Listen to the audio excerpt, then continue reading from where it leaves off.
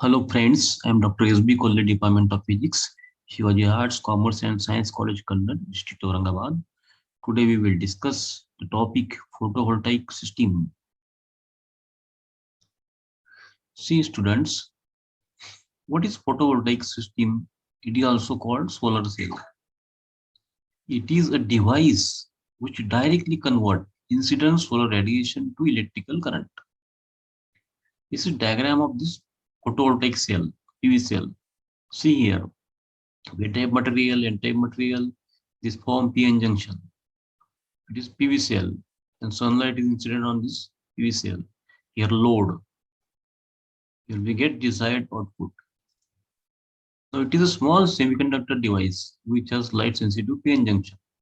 And when solar radiation strike this PN junction, DC EMF is generated.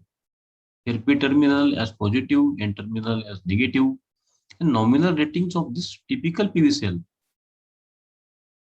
when this cell is exposed to sunlight are 0.45 volt and DC current 0.75 ampere, DC power 0.33 watt.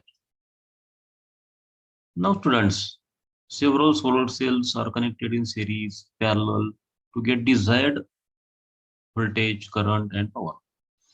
If several solar cells are connected in series to form a string, means when several solar cells are connected in series, we call it as a string.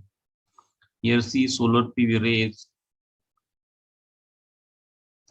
is power conditioning subsystems and three-phase AC supply, energy storage batteries are shown in this diagram. If several strings are connected in parallel, we call it as module.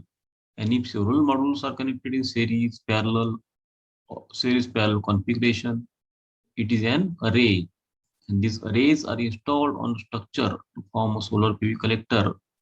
References are used for preparation of this PowerPoint presentation.